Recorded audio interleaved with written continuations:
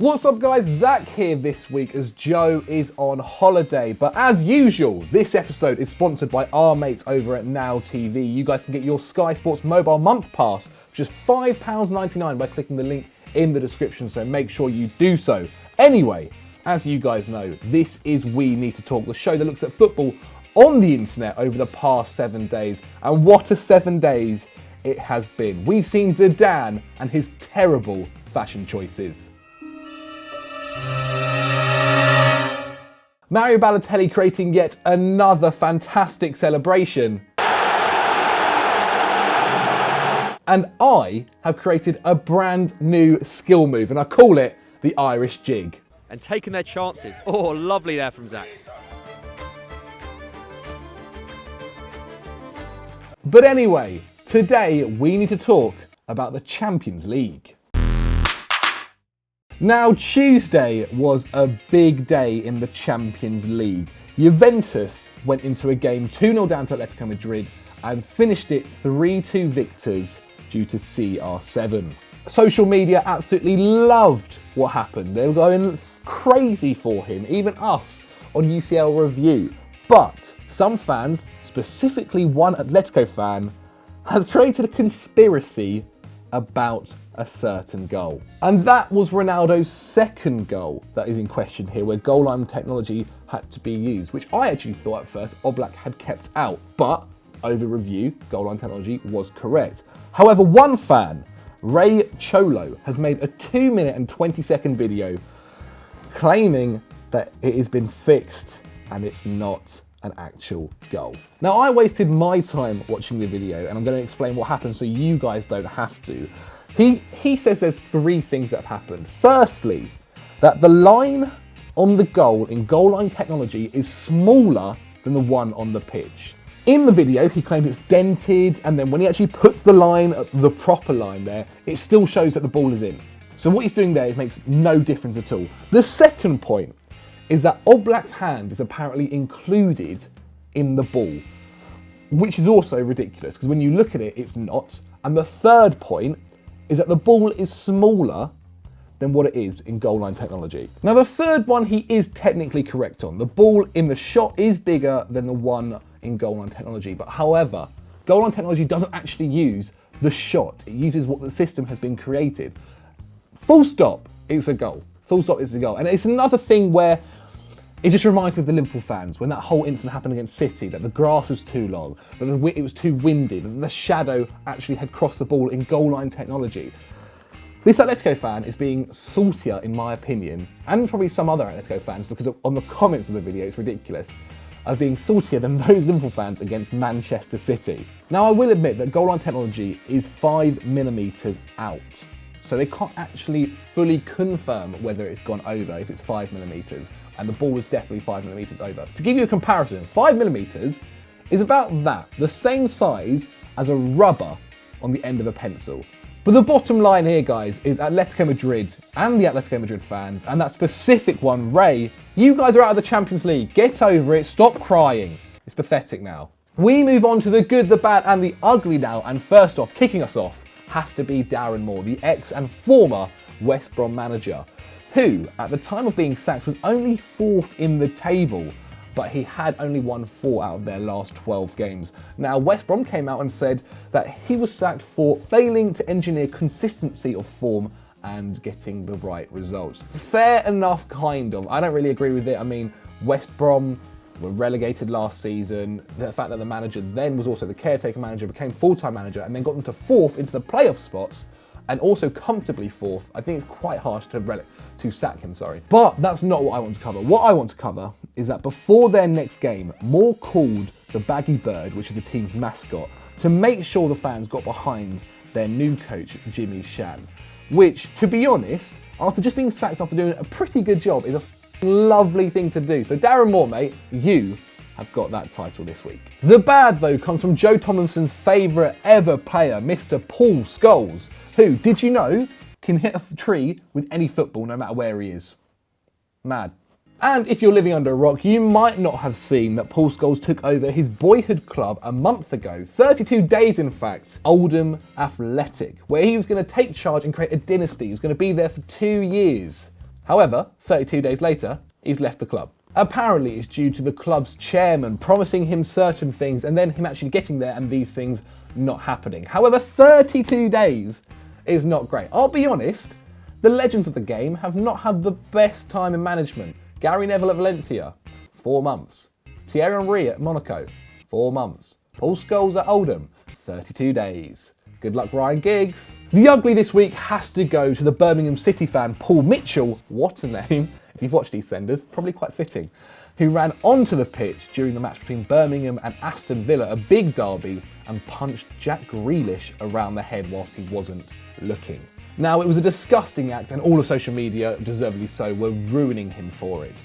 And why he's done it, though, has come out. He said, "My initial foolish intention was to just go onto the pitch and whip up the crowd, as it was 0-0 at the time. But there's doing that, and there's going onto the pitch and then feeling, I need to now go punch Aston Villa's main man, their captain. It's ridiculous, it's disgusting." Now, he wasn't actually the only person trying to get at Grealish in the match, and fantastically, Grealish scored the winner in a 1-0 win in the derby. As a security guard, when he was celebrating with the crowd, was also kneeing him in the back when he was going back to the pitch after celebrating. This whole thing is disgusting, and also with the security guard, he's expected to be sacked. And as for Paul, he's been given 14 weeks in jail. And deservedly so, I'd say. Hopefully, it's a deterrent to anyone else thinking to do the same. Leave the footballers alone. They're literally normal blokes kicking a ball about. Calm down. It's a derby, but Jesus Christ, don't punch the lad. It's now time for everyone's favourite part, FD Ultras. Last week, Doogie Critchley fantastically reviewed people's hair transplants. And you guys at home asked Sir Patrick Van Straten to review people's beards. How are you feeling, Pato? I'm good. I'm looking at your notes and it just says beard review with Pato. Oh, the face is down below. We're going to scroll, mate. We're going to scroll, baby. Right, the first one, a great start. Xabi Alonso. Xabi Alonso. The ginger, the black hair or brown hair, you know, it's a nice mix. This one here isn't maybe as thick as it was, but it's a good one to start off with. Yeah, I'm not going to talk about the hair, though I feel like the hair, I have issues with it here. Look, I'm kind of a fan of the dark hair, ginger beard combo because it's what I have. Yep. It's the kind of, the peri-salted beard. I'll give you that. I think it is. I think this coverage is very, very good. I like that he's got the normal kind of less haired patches here, but they're not totally unhaired. And he's shaved up though. Generally, even coverage. And I think it tapers quite nicely out. I'd say I'd give that a strong 8. A strong 8 out of 10. Yeah. Good start. We move on to the next one. Matteo Darmian. Disaster. Absolute disaster. Shave it off and never grow a beard again, mate. He's got what I assume. I'm gonna assume you had this when you were 15. The sort of Algerian teenager. No, beard. My beard. I couldn't grow a beard until I was like 17, and then when I could, it just went boom, and that was it. Because there was definitely like a subset of kids in my school. My brothers who like all this. had moustaches, but not really moustaches. Like, you know, just like a little bit of fluff. Yeah. And it was it's not great. My brothers are like this. My brothers are exactly like this. I tell them to shave it off every single day, and they tell me to f*** off. Look, it's extremely patchy. I'll say that. But I think he has like tried to taper it up towards his sideburns, but his sideburns are also an abomination. What's the score? This is awful. This isn't even a beard. This is just what happens when a man doesn't think about what he should look like. So I'm going to give this a hard 3. I think that's fair enough. I mean, if you thought that was bad, get ready for the next one. Why this man doesn't shave it off is beyond me. Lewis Grabham. Bloody hell. Whoa. I mean, it's like homeless / Abraham Lincoln. Like, he looks as sad as I assume you would be if you had a beard like that.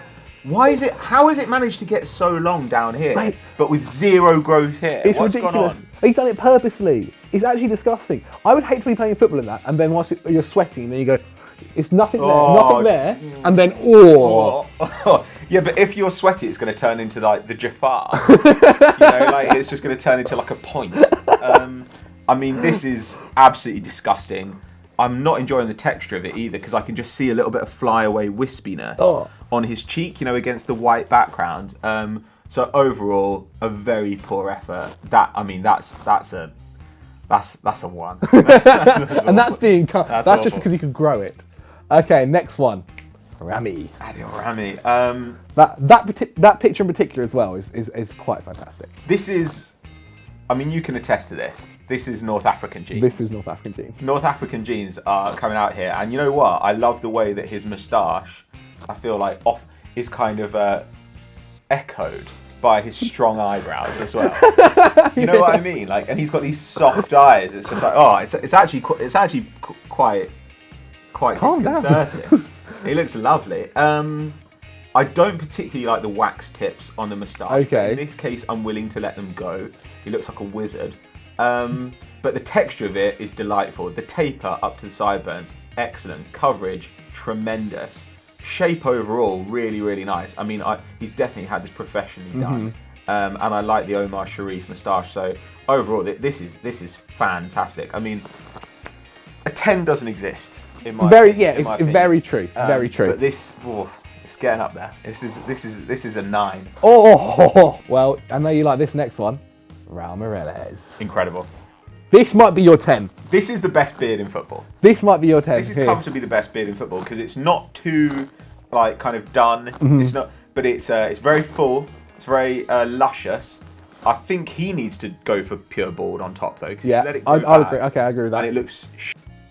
And also on top, it's a completely different colour to the bottom, down below. Yeah, definitely. Which makes does me that. also think Definitely does that. something's going on here. But this is just magnificent. I can't imagine how horrible it is for him to run around for 90 minutes with this beard. But, in Turkey as well. yeah, but I mean, do you remember the day when you think this is actually a glow up by Raul Meireles? Because think about 10 years ago when he had like What's about Liverpool? he had the mohawk and he had all sorts of nonsense going on, and now he just looks like a sort of nice dad who might hit on his daughter's face. Yeah, I think this is absolutely magnificent. Is this your 10? Look, I'm gonna stick to my guns. There is no 10, but this is a 9.8. This is a 9.8. Oh my days! This is the highest we're going, ladies and Tremendous. gentlemen. Our last one. Aye. Neymar. Oh my God. Neymar during Christmas. Santa's come home. Yeah, he does just look like Santa here. You know, I'm not that mad at this. Really? He looks like Abel Xavier. Do you remember Abel Xavier? Yeah. He had the white beard, and I actually loved that look. Has he got an earring, or is that just the background? No, it's just a phone hook behind him. It looks like he's got a massive earring. You know what? Like, I don't think it can.